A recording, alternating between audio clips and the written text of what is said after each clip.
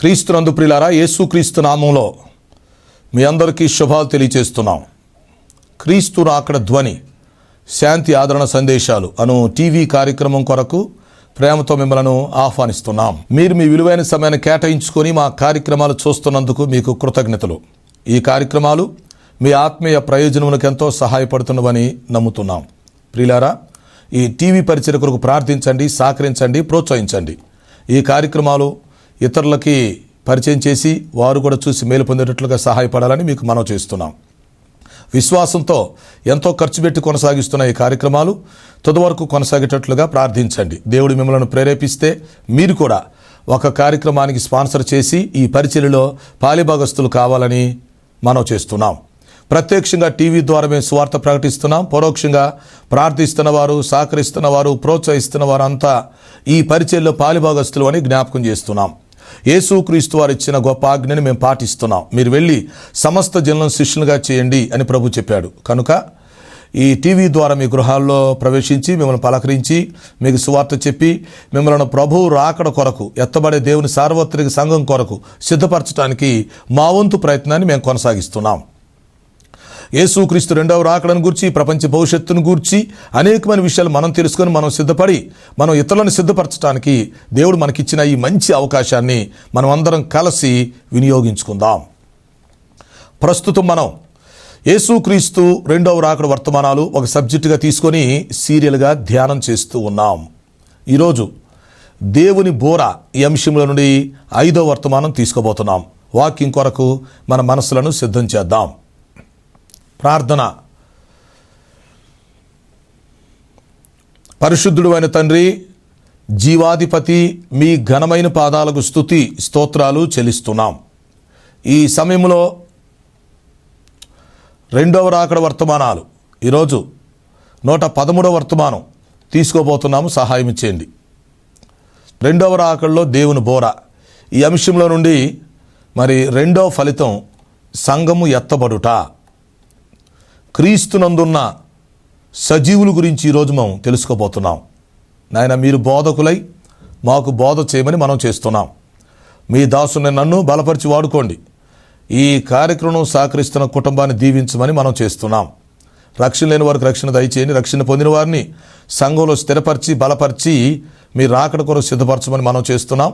మాకు అవసరమైన సందేశం దయచేసి మీరే మహిమ పొందమని యేసు పరిశుద్ధ నామములో అడుగుచున్నాను తండ్రి, ఆమేన్. ప్రియులారా, మంచిది. కూడి వచ్చిన మీ అందరికీ మరొకసారి శుభాలు, ప్రత్యేక వందనాలు తెలియచేస్తూ మిమ్మల్ని వర్తమానం కొరకు ఆహ్వానిస్తున్నాం. ప్రస్తుతం మనం రెండవ రాకడలో దేవుని బోర ఈ అంశంలో నుండి 5వ వర్తమానం తీసుకోబోతున్నాం. ఓకే. దేవుని బోర ఓదబడినప్పుడు కొన్ని ఫలితాలు భూలోకంలో సంభవిస్తాయని మనం తెలుసుకుంటున్నాము. అందులో రెండవ ఫలితం సంఘము ఎత్తబడుట. ఓకే. ఆ సంఘం ఎత్తబడటంలో ఈరోజు పార్ట్ బి మనం తెలుసుకుంటాం. క్రీస్తునందున్న సజీవుల భవిష్యత్తును గురించి మనం ఆలోచన చేయబోతున్నాం. వాక్యం కొరకు మీ మనసులను సిద్ధం చేయండి. మీరు వింటున్న చూస్తున్న ఈ కార్యక్రమాలు క్రీస్తు రాకడ ధ్వని యూట్యూబ్లో, ఫేస్బుక్లో మీకు అందుబాటులో ఉంటున్నాయి. ఆ అవకాశాన్ని మీరు ఉపయోగించుకోండి. క్రీస్తు రాకడ ధ్వని యూట్యూబ్ ఛానల్ని సబ్స్క్రైబ్ చేయండి. మీకు తెలిసిన వాళ్ళందరికీ షేర్ చేయండి. ఓకే. మరి ప్రస్తుతం లెంట్ డేస్ ప్రారంభమైనవి. ఈ లెంట్ డేస్ మీ అందరికీ మరి శుభకరంగా ఉండాలని మేము ఆశిస్తున్నాం, ప్రార్థిస్తున్నాము. వీటిని ఆచారంగా కాకుండా ఆత్మానుసారంగా చేసుకుంటానికి వ్యక్తిగతంగా, కుటుంబపరంగా, సంఘపరంగా, సార్వత్రికంగా మనం అందరం ప్రయోజనం పొందటానికి ఈ సంవత్సరం లెంట్ డేస్ని మనం ఉపయోగించుకుందాం. ఓకే. ప్రియులారా, దేవుని బోరను గురించి మనం ఆలోచన చేస్తున్నాం. అవునా? యేసుక్రీస్తు వారి యొక్క మొదటి రాకడ జరిగిపోయింది. ఆయన భూలోకానికి వచ్చేసాడు, మానవ జాతిని రక్షించాడు, రక్షణ ప్రణాళిక ఏర్పాటు చేసి వెళ్ళిపోయాడు. ఆయన త్వరలో రెండవ రాకడలో రావటానికి సిద్ధంగా ఉన్నారు. ఓకే. రెండవ రాకడలో ముందు రహస్య రాకడలో, తర్వాత బహిరంగ రాకడలో ఆయన ప్రత్యక్షమవుతాడు. ఓకే. రహస్య రాకడలో ఆయన వచ్చినప్పుడు ఈ దేవుని బోర ఓదబడిద్ది అని మనం తెలుసుకుంటున్నాం. ఓకే. ఈ దేవుని బోర ఓదబడినప్పుడు భూలోకములో కొన్ని ఫలితాలు జరుగుతాయి. మొత్తం ఒక 10 ఫలితాలు కొన్ని కార్యక్రమాల్లో మీకు అందించడానికి మేము సిద్ధపడుతున్నాం. దేవుని బోర ఊదబడిన వెంటనే ఈ భూలోకంలో మానవ జాతిలో కొన్ని పరిణామాలు చోటు చేసుకుంటాయి. అందులో మొదటిది ఏంటంటే పరిశుద్ధాత్మ భూలోకము నుండి ఎడలిపోతాడు. ఎస్, మొదటి రాకడలో భూమి మీదకు దిగొచ్చినటువంటి పరిశుద్ధాత్మ దేవుడు రెండవ రాకడలో సంఘాన్ని తీసుకుని వెళ్ళిపోతాడు. అంతవరకు మీరు గుర్తుంచుకోవాలి. ఓకే, రెండవది సంఘము ఎత్తబడేటప్పుడు ఆ ఎత్తబడే సంఘములో 2 బ్యాచీలు ఉంటాయి. A batch? B batch, not C batch. A batch ఎవరు? క్రీస్తునందున్న మృతులు. వీరిని గురించి గత కార్యక్రమంలో మనం తెలుసుకున్నాం. ఇప్పుడు బి బ్యాచ్, క్రీస్తునందున్న సజీవుల గురించి, వారి భవిష్యత్తును గురించి మనం ఆలోచన చేద్దాం. యేసుక్రీస్తు వారు పరలోకముల నుంచి బయలుదేరి వస్తున్నారు. ముందు ఆయన 3వ ఆకాశానికి వస్తున్నారు. అక్కడ పరదేశం ఉంది. ఆ పరదేశంలో క్రీస్తునందున్న మృతులైనటువంటి వారందరినీ బ్రతికించుకొని లేపుకొని తనతో పాటు వెంట పెట్టుకొని వారిని తీసుకొని మధ్యాకాశానికి చేరుకుంటాడు. అక్కడి వరకు మీకు అర్థమైందా? సో యేసు ప్రభు ఎప్పుడైతే మధ్యాకాశానికి వచ్చి ఆర్భటించి భూ అని బోర ధ్వనిస్తారో వెంటనే భూమి మీద ఉన్నటువంటి సంఘం ఎత్తబడుతుంది. ముఖ్యంగా ఈ బి బ్యాచ్ ఎవరు? క్రీస్తునందున్న సజీవులు. యేసుక్రీస్తు వారు బోర ఊదిన వెంటనే రెప్పపాటులో, ఒక క్షణం రెప్పపాటులో ఉన్నపాటున ఏకకాలములో ఈ మట్టి శరీరాలకు బదులు మహిమ శరీరాలు ధరించుకొని ఈ భూలోకాన్ని ఖాళీ చేసేసి అదృశ్యమై పరిశుద్ధాత్మ శక్తితో మేఘాలు మీద గగనాలు దాటుకుంటూ మధ్యాకాశంలో మనం ప్రభువును కలుసుకుంటాం. ఇది మనం అర్థం చేసుకోవాలి. కాబట్టి దేవుని బోర ఊదబడిన వెంటనే సంఘం ఎత్తబడుతుంది. ముందు ఏ బ్యాచ్ వాళ్ళు పరదేశంలో నుంచి బయటకు వచ్చేసి మనకంటే ముందు మధ్యాకాశంలో ఉంటారు. ఇప్పుడు బి బ్యాచ్కి సంబంధించిన వాళ్ళు రాకడొచ్చే లోపు మనం చనిపోతే ఏ బ్యాచ్ క్రిందకు వస్తాం. ఒకవేళ బ్రతికుంటే మనం బి బ్యాచ్ అవుతాం. ఆనాడు పౌలు గారు ఏమన్నాడంటే, ఒకసారి చూడండి, దెస్సలోనికీయులకు రాసిన మొదటి పత్రిక 4:16 మనం చూస్తే, ఆర్భాటముతోనూ ప్రధాన దూత శబ్దముతోనూ దేవుని బోరతోనూ పరలోకం నుండి ప్రభు దిగివచ్చును. ఓకే, అప్పుడు క్రీస్తునందున్న మృతులు మొదట లేతురు, ఆ మీదట సజీవులమై నిలిచి ఉండు మనము వారితో కూడా ఏకముగా ప్రభువును ఎదుర్కొనుటకు ఆకాశ మండలమునకు కొనిపోబడదుము, కాగా మనం సదాకాలము ప్రభువుతో కూడా ఉందుము అని చెప్పాడు. ఇక్కడ ఏమన్నాడంటే, క్రీస్తునందున్న మృతులు మొదట లెగుస్తారు, ఆ మీదట సజీవులమై నిలిచి ఉండు మనము అన్నాడు. వాస్తవానికి ఏమనాలి? సజీవులై నిలిచి ఉండు వారు అనాలి. కరెక్టేనా? క్రీస్తునందున్న మృతులు మొదట లెగుస్తారు, సజీవులై ఉన్నవారు తర్వాత ఎత్తబడతారని చెప్పాలి. అయితే ఇక్కడ పౌలు గారు ఏమంటున్నాడు? సజీవులై ఉన్నవారు అనకుండా సజీవులమై నిలిచి ఉండు మనము అన్నాడు. అంటే ఆయన ఉద్దేశం ఏంటంటే ఆయన కాలములోనే రెండవ రాకడ వచ్చిద్ది అనుకున్నాడు. అంటే ఎంత అప్రమత్తంగా ఉన్నాడో, జాగరూకత కలిగి ఉన్నాడో, సిద్ధపాటు కలిగి ఉన్నాడో మనం అర్థం చేసుకోవచ్చు. పౌలు గారికి రాకడ ఎప్పుడు వస్తుందో ఆయనకి తెలియదు. కాబట్టి ఇప్పుడు ఆయన ఏమనుకుంటున్నాడు? క్రీస్తునందున మృతులు మొదట లెగుస్తారు, తర్వాత సజీవులుగా నిలిచి ఉండు మనం, అంటే మన పిరుల్లోనే మనం బ్రతికుండగానే ప్రభువు రాకడ రావచ్చు, మనం ఎత్తబడతాము అని పౌలు గారు బోధించాడు. పౌలు గారే కాదు, అపోస్తులు అందరూ కూడా అలాగే బోధించారు. వారు మొదటి శతాబ్దంలో వారు సిద్ధపడుతూ సంఘమును సిద్ధపరిచారు. ఒక విషయం మీరు ఆలోచించాలి, మొదటి శతాబ్దంలోనే వారంత సీరియస్గా అంత చురుగ్గా ఉంటే ఇప్పుడు 21వ శతాబ్దంలో ఉన్న మనము ఎంత చురుగ్గా ఉండాలండి? ఎంత ఆలోచించాలి? ఎంత సిద్ధపడాలి? ఎంతగా సువార్త ప్రకటించాలి?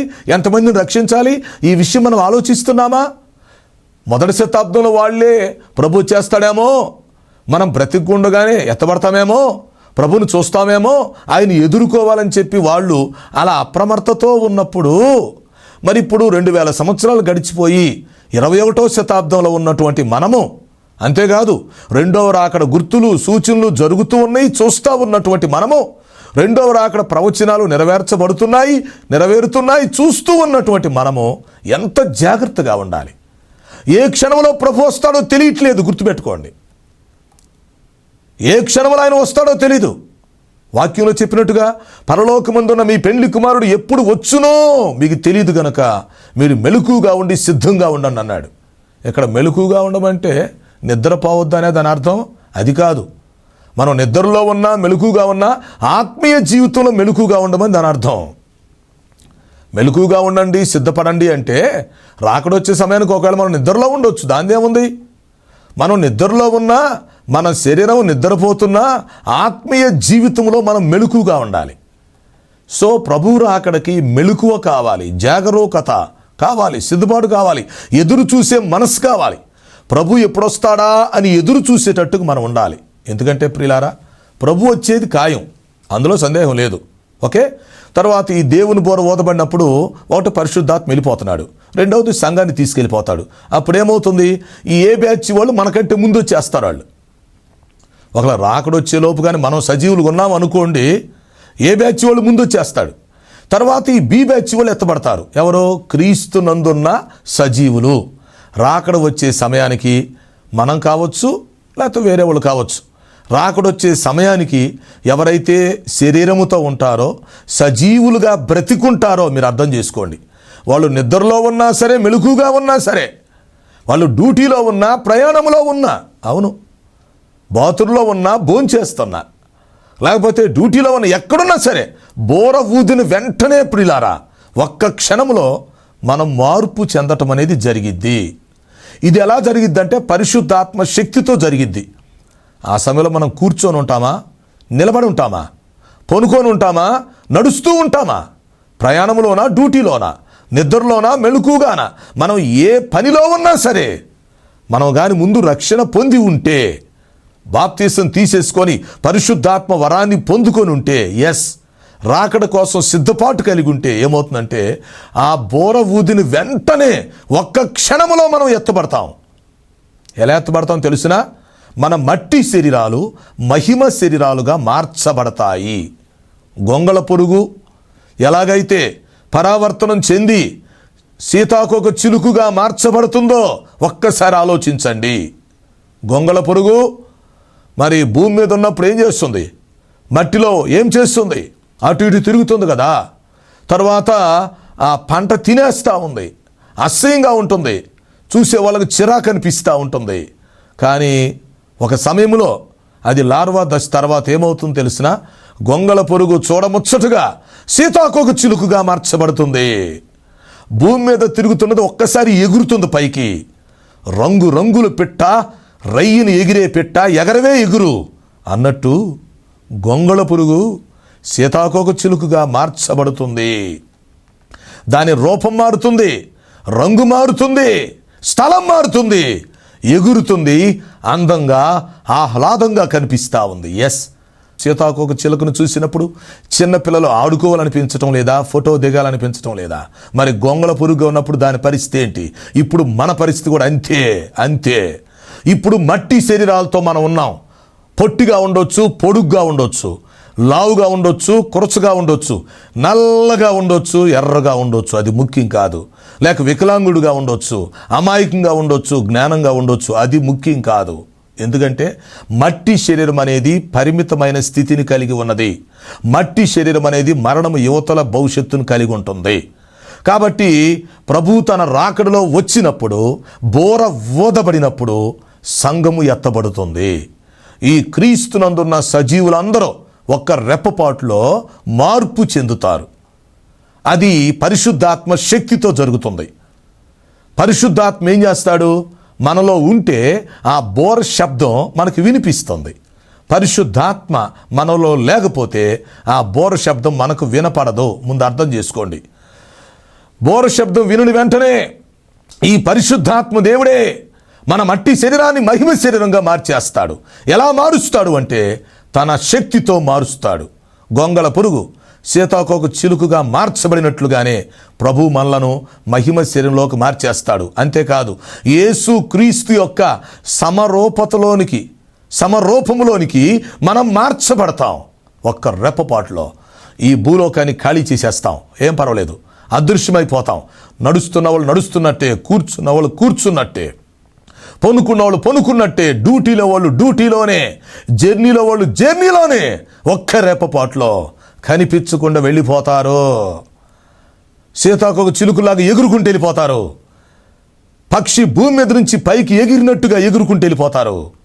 విమానం భూమి మీద నుంచి ఒక్కసారి రైహిని పైకి లేచి వెళ్ళినట్లుగా ప్రియులారా సంఘము ఎత్తబడి వెళ్ళిపోతుంది. దేవుని యొక్క సార్వత్రిక సంఘములో వ్యక్తిగతంగా మనం వెళ్ళిపోతాం. ఎవరు ఎత్తబడతారో, ఎవరు విడిచిపెట్టబడతారో ఎవరికీ తెలీదు. ఎందుకంటే ఇది ఒక మర్మం. ఎవరు ఎత్తబడుతున్నారో ఎవరికి తెలియట్లేదు, ఎవరు విడిచిపెట్టబడుతున్నారో ఎవరికి తెలియట్లేదు. సంఘంలో విభజన జరగబోతుంది. ప్రతి కుటుంబంలో విభజన జరగబోతుంది. దానికోసం మనం సిద్ధపడాలి. అందువల్ల ఈ దేవుని బోర ఓదబడే సమయం ఎప్పుడో మనకు తెలియదు కాబట్టి ఓదబడిన వెంటనే సంఘం ఎత్తబడింది కనుక మరి మనం కూడా ఈ భూగ్రహాన్ని వదిలిపెట్టి వెళ్ళిపోవాలి. అవునా? ఈ మానవ జాతిని వదిలిపెట్టి వెళ్ళిపోవాలి. ఈ మట్టి శరీరాన్ని వదిలిపెట్టి వెళ్ళిపోవాలి. మరి అలా వెళతానికి మనం సిద్ధంగా ఉన్నామా, అప్రమత్తంగా ఉన్నామా? అది మనం ఆలోచన చేసుకోవాలి. కారణం ఏంటంటే ప్రభు మధ్యాకాశానికి వచ్చేస్తాడు. ఈ క్రీస్తునందున మృతులు మొత్తాన్ని వెంట పెట్టుకుని వచ్చేస్తాడు. వారంతా మనకంటే ముందు వచ్చి అక్కడ నిలబడతారు. ఇప్పుడు ఆయన మనల్ని రమ్మని పిలుస్తాడు. సో అప్పుడు ఏం జరిగిద్దంటే పరిశుద్ధాత్మ మనల్ని తీసుకొని వెళ్ళిపోతాడు. ప్రకటన గ్రంథం 22:17 చూడండి. ప్రకటన గ్రంథం 22:17 ఆత్మయు పెండ్లి కుమార్తెయు రమ్ము అని చెప్పుచున్నారు, వినువాడును రమ్ము అని చెప్పవలెను. చూసారా? కాబట్టి రెండవ రాకడ కోసం పరిశుద్ధాత్మ సిద్ధంగా ఉన్నాడు, రమ్మని చెప్తున్నాడు. అలాగే సంఘం కూడా సిద్ధంగా ఉంది. ఓకే, గ్రంథకర్త అయినటువంటి యోహాను కూడా సిద్ధంగా ఉన్నాడు. అంటున్నాడు ప్రభు అయిన యేసు రమ్ము అని చెప్తున్నాడు. కాబట్టి ఇప్పుడు అందరు సిద్ధంగానే ఉన్నారు. రెండవ రాకడ కోసం ముందు పరిశుద్ధాత్మ సిద్ధంగా ఉన్నాడు ఎడలపోవటానికి. తర్వాత సంఘం ఎత్తబడటానికి సిద్ధంగా ఉంది, గ్రంథకర్త సిద్ధంగా ఉన్నాడు. ఇప్పుడు వినువాడును రమ్ము అని చెప్పవలెను. ఎవరైతే వాక్యాన్ని ప్రకటిస్తున్నామో ప్రకటించే వారిమి, అలాగే వాక్యాన్ని వినేవారము, లేక రక్షణ పొందవలసిన వారు కూడా రక్షణ పొంది ప్రతి ఒక్కరు కూడా ప్రభువైన యేసు రమ్ము, మరణాథ రమ్ము అని పిలిచేటట్టుగా మనం ఉండాలి. కారణం ఏంటంటే దేవుని బోర ఓదబడింది అంటే మనం ఈ భూలోకాన్ని ఖాళీ చేసి వెళ్ళిపోతాం. భూలోకంతో మనకు పని లేదు. అర్థమైందా? అలాగే మన చుట్టుప్రక్కల ఉన్నటువంటి మానవ జాతిని వదిలేసి వెళ్ళిపోతాం. వారితో మనకు పని లేదు. ప్రస్తుతానికి కలిసి ఉంటాం, తర్వాత వారిని వదిలేసి వెళ్ళిపోతాం. అక్కడ దాకా ఎందుకు? అసలు మనం మట్టి శరీరాన్నే వదిలేసి వెళ్ళిపోతాం. లేదా ఈ మట్టి శరీరం మహిమ శరీరముగా ధరింపబడి దీన్ని తీసుకుని వెళ్ళిపోతాం. కాబట్టి ఇక్కడ మనం ఏంటంటే సిద్ధపాటు కలిగి ఉండాలి. మన ప్రభువుని ఎదుర్కొనుటకు మేఘాల మీద గగనాలు దాటుకొని వెళ్ళటానికి సిద్ధంగా ఉండాలి. రాకడ మేఘం వస్తుంది, మనల్ని తీసుకెళ్ళిపోతుంది. పరిశుద్ధాత్మ శక్తితో మనకు మహిమ శరీరం వస్తుంది. పరిశుద్ధాత్మ శక్తితో మనము రాకడ మేఘం ఎక్కబోతున్నాం. అవును, యేసుక్రీస్తు వారు పరలోకానికి ఎలాగ ఆరోహణమై వెళ్ళారో మీకు తెలుసు కదా. అపోస్తుల కార్యాలు 1:11 చూడండి. అపోస్తుల కార్యాలు 1:11 అక్కడ యేసుక్రీస్తు వారు తన శిష్యులు చూచుచూ ఉండగా వారితో మాట్లాడుచు వారికి వేరై ఒక్కసారి భూమి మీద నుంచి పైకి లేచి వెళ్ళిపోయాడు కదా. ఒక మేఘం వచ్చి ఆయనను కొనిపోయింది కదా. అంతకుముందు తన శిష్యులతో చూస్తానే ఉన్నాడు. వారి దగ్గర నిలబడి ఉన్నాడు, ఒలీవల కొండ దగ్గర. అవునా? వారితో మాట్లాడుతూ ఉన్నాడు. వారి కోసం ప్రార్థన చేశాడు. వారికి శుభం కలుగును గాక అని చెప్పాడు. వారితో కొన్ని విషయాలు మాట్లాడాడు. వారు అడిగినటువంటి డౌట్స్కి సమాధానం చెప్పాడు. అయిపోయింది. ఆ తర్వాత ఏమైంది? అక్కడ లైవ్ ఏం జరిగింది? వారు చూస్తూ ఉండగా ఆయన పైకి లేచి వెళ్ళిపోయాడు. శిష్యులందరూ చుట్టూ ఉన్నారు, ఆయన పైకి లేచి వెళ్ళిపోయాడు. రేపు ఇదే పరిస్థితి జరగబోతుంది. ఎందుకంటే ఈ ప్రపంచంలో 250 దేశాలలో 800 కోట్ల మంది ప్రజల్లో ఏ ఇంట్లో నుంచి ఎంతమంది వెళ్ళిపోతున్నారో తెలియదు. ఏ సంఘంలో నుంచి ఎంతమంది వెళుతున్నారో తెలియదు. ఏ ఊర్లో నుంచి, ఏ పట్టణంలో నుంచి, ఏ దేశంలో నుంచి ఎంతమంది వెళ్ళిపోతారో తెలియదు. ఒక్క క్షణంలో కనిపించుకుంటూ వెళ్ళిపోతారు. ప్రపంచ దేశాలలో వేరువేరు టైమింగ్స్ ఉంటాయి. ఒక దేశంలో పగలవచ్చు, మరొక దేశంలో రాత్రి అవ్వచ్చు. అవునా? ఒక దేశంలో ఉదయం అవ్వచ్చు, మరొక దేశంలో సాయంత్రం అవ్వచ్చు. అవును, ప్రపంచంలో ఏ దేశంలో సమయం ఎలా ఉన్నా సరే అందరూ ఒకేసారి ఎత్తబడి వెళ్ళిపోతారు. అంటే వేరువేరు దేశాలలో వింటున్నారా, వేరువేరు సమయాలలో ఈ భూలోకాన్ని వదిలిపెట్టి మనం వెళ్ళిపోతాం.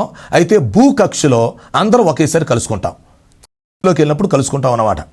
ఇప్పుడు రాత్రి 12 గంటలకి అమెరికా దేశం నుంచి వచ్చిందండి ఒక బ్యాచ్, పగలు 12 గంటలకి భారతదేశం నుంచి ఒక బ్యాచ్ వెళ్ళిందండి అనుకోండి. వీళ్ళిద్దరూ ఒకేసారి వెళ్ళారు వాస్తవానికి. కాకపోతే అప్పుడు అమెరికాలో టైం రాత్రి 12, ఇండియాలో టైం పగల 12. వేరువేరు సమయాల్లో రాత్రి సమయంలో ఆ బ్యాచ్ వెళ్ళింది, పగల సమయం ఈ బ్యాచ్ వెళ్ళింది. ఇద్దరు కలిసి ఒకేసారి వెళ్ళిపోయారు. అలాగే 24 గంటల సమయంలో వేరువేరు దేశాల్లో వేరువేరు సమయాల్లో వెళ్ళిపోతారు. భూగ్రహాన్ని వదిలిపెట్టి ఈ స్పేస్లోకి వెళ్ళాక ఒకేసారి కలుసుకుంటారు అందరూ. భూకక్ష దాటిన తర్వాత అందరూ ఒకేసారి కలుసుకుంటారు. పరిశుద్ధాత్మ అందరినీ కలుపుతాడు. ఏ దేశంలో నుంచి ఏ సమయంలో వారు ఎత్తబడి అక్కడికి వచ్చినా సరే అందరూ ఒకేసారి కలుసుకొని ఒక విమానములో ఉన్న ప్రయాణికులంతా ఒకేసారి పైకి వెళ్ళినట్టుగా, ఒక వ్యక్తి ఎత్తబడినట్టుగానే కొన్ని కోట్ల మంది ఒకేసారి ఎత్తబడతారు. ఎలాగంటే పరిశుద్ధాత్మ మనందరిని తీసుకెళ్తాడు, పరిశుద్ధాత్మ మనందరిని కలుపుతాడు, మనందరికీ మహిమ శరీరాలు ఇస్తాడు, మనందరినీ రాకడ మేఘం మీద ఎక్కిస్తాడు. ఆ రాకడ మేఘం ఒక విమానం లాంటిది, రాకెట్ లాంటిది. దానిలో మనం ఎక్కేస్తాం, వెళ్ళిపోతాం. యేసుక్రీస్తు మరి పరలోకానికి ఆరోహణం వెళ్ళిపోయారు కదా, అప్పుడు మేఘం వచ్చి ఆయన్ని కొనిపోయింది కదా. రేపు అలాగే రాకడ మేఘం వచ్చి మనల్ని తీసుకెళ్తే మనం వెళ్ళిపోతాం. ఓకేనా? సరే, మొత్తానికి మనం భూగ్రహం దాటి ఆ భూకక్షలో కలుసుకొని వెళ్ళిపోతాం. మొదట ఆకాశం దాటుకొని వెళ్ళిపోతాం. రెండో ఆకాశం దగ్గరికి వెళ్తాం, మధ్యాకాశం. మనం అక్కడికి వెళ్ళేసరికి యేసుక్రీస్తు వారు రెడీగా ఉంటారు. క్రీస్తునందున్న మృతులు కూడా మన కోసం ఎదురు చూస్తూ ఉంటారు. దేవునికి స్తోత్రం. వారిని కూడా కలుసుకుంటాం. ఇప్పుడు ఏం జరిగిద్దంటే పరిశుద్ధాత్మ దేవుడు అందరినీ కలుపుతాడు. అందరినీ చూసే అవకాశం మనకు వస్తుంది.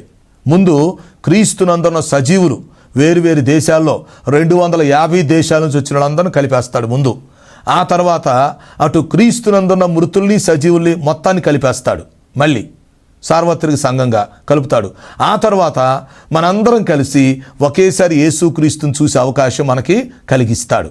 సో అప్పుడేమవుతుందంటే ఈ మధ్యాకాశంలో పెండ్లి కుమారుడైన యేసుక్రీస్తుకు మరి సంఘం పెండ్లి కుమార్తెగా అంగీకరించబడుతుంది.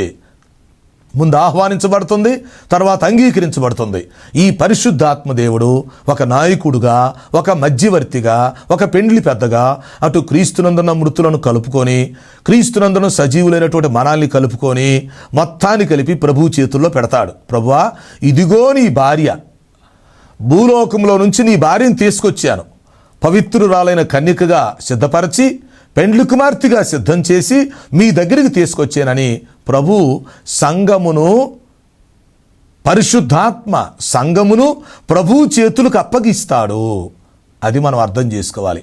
ఆ విధంగా ప్రభు మరి మధ్యాకాశంలో సంఘాన్ని కలుసుకొని ఆ తర్వాత తండ్రి దగ్గరికి తీసుకెళ్తాడు. ముందు పరలోకానికి వెళ్ళిపోతాం, తండ్రి దగ్గరికి వెళతాం, అక్కడ అటెండ్ అవుతాం. ఆ తర్వాత మళ్ళీ మధ్యాకాశానికి వచ్చినాక ఆ తర్వాత మనం 7 ఏండ్ల విందులో పాల్గొంటాం. తర్వాత న్యాయ సింహాసనం దగ్గర మనకు తీర్పు జరుగుతుంది, బహుమతుల ప్రధాన కూటం జరుగుతుంది. ఆ తర్వాత మిగతా భవిష్యత్తు అంతా వరుసగా క్రమంగా ముందుకు సాగిపోతుంది. ఇది మనం అర్థం చేసుకోవాలి. కాబట్టి ఇప్పుడు దేవుని బోర అనేది ఇంపార్టెంట్. రెండవ రాకడలో ఈ దేవుని బోర ఓదబడాలి. ఓదబడిన వెంటనే ఈ లోపు క్రీస్తునందున మృతులు మొత్తం బయటకు వచ్చేస్తారు. ఏ బ్యాచ్ వాళ్ళు అప్పటి వరకు వాళ్ళ పరదేశంలో ఉండి తర్వాత పరదేశంలోంచి బయటకు వచ్చి మధ్యాకాశాన్ని చేరుకుంటారు. తర్వాత బి బ్యాచ్లో ఉన్నవాళ్ళు భూమి మీద నుంచి పైకి వెళ్ళి మధ్యాకాశంలో ప్రభుని కలుసుకుంటారు. వాళ్ళు మనం అందరం కలిసి సార్వత్రిక సంఘం అయిపోతాం. సో సార్వత్రిక సంఘం దట్టించుకోండి, క్రీస్తునందున్న మృతులు ప్లస్ క్రీస్తునందున్న సజీవులు అవుట్. సో ఈ విధంగా సంఘం ఎత్తబడి మనం ప్రభువుని మధ్యాకాశంలో కలుసుకుంటాం. మరి పెండ్లి కుమారుడైన యేసుక్రీస్తు వారు పెండ్లి కుమార్తెగా సంఘమును ఆహ్వానించడం, అంగీకరించడం అయిపోయి స్వీకరించడం కూడా అయిపోయిద్ది.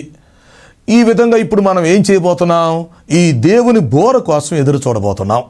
ఈ లోపు మనం చనిపోవచ్చు, బ్రతికుండొచ్చు, మనం చెప్పలేం. అంతే కదా. దేవుని బోర ఓదబడే సమయానికి ఒకవేళ మనం చనిపోతే ఏ బ్యాచ్ లెక్కలోకి వస్తాం. ఒకవేళ మనం బ్రతికుంటే పౌలు గారు చెప్పినట్టు సజీవులమై నిలిచి ఉండు మనము అన్నాడు, కానీ ఆయన కాలంలో రాలేదు రాకడా.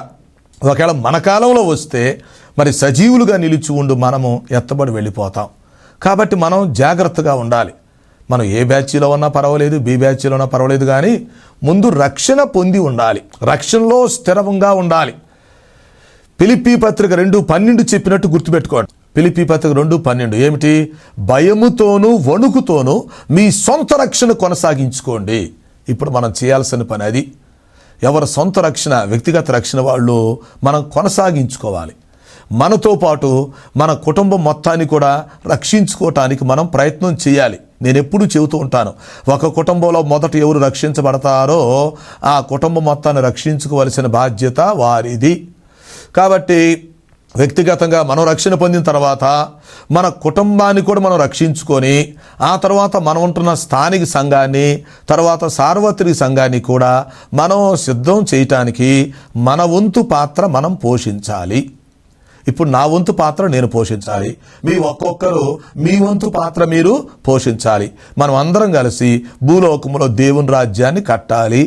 ఎత్తబడే దేవుని సార్వత్రిక సంఘం కోసం మనం సిద్ధపాటు కలిగి ఉండాలి. కాబట్టి ప్రియులారా, దేవుని బోర ఊదిన వెంటనే 10 ఫలితాలు జరుగుతాయి. మీరు గుర్తుపెట్టుకోండి, వరుసగా వివరిస్తాం. సో మొదటి ఫలితం పరిశుద్ధాత్మ వెళ్ళిపోతాడు. రెండవ ఫలితం సంఘం ఎత్తబడుతుంది. ఓకే, పరిశుద్ధాత్మ దేవుడే సంఘాన్ని తీసుకొని వెళ్ళిపోతాడు.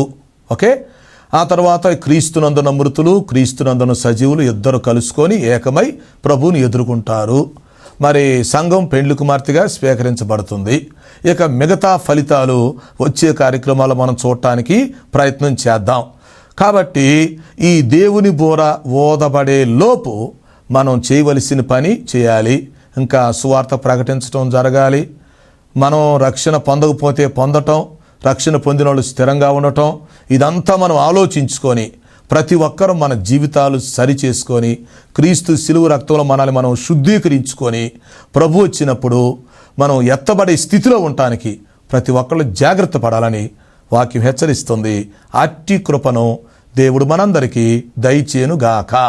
ఆమెన్. ప్రార్థన. తండ్రి, నీకు స్తోత్రాలు. విన్న వర్తమానం మా హృదయాల్లో ఫలింపు చేయమని మనం చేస్తున్నాం. మీ రాకడ కొరకు మమ్మల్ని సిద్ధపరచమని మనం చేస్తున్నాం. రక్షణ లేని వారందరికీ రక్షణ దయచేయండి. సమస్యలతో, అనారోగ్యతతో, అవసరతతో ఉన్న వారికి సహాయం చేసి మహిమ పొందమని యేసు పరిశుద్ధ నామములో అడుగుచున్నాను తండ్రి. ఆమెన్. తండ్రి, కుమార, పరిశుద్ధాత్మ త్రియేక దేవుని దీవెన మనకు తోడే నడిపించును గాక. ఆమెన్. ఆమెన్. ప్రియులారా, ఈ కార్యక్రమాలకు స్పాన్సర్ చేయాలని మీరు ఆశించినట్లయితే ఈ సెల్ ఫోన్ నెంబర్కి SMS చేయాలని మీకు మనవి చేస్తున్నాం. 9440402368 9440402368. God bless you.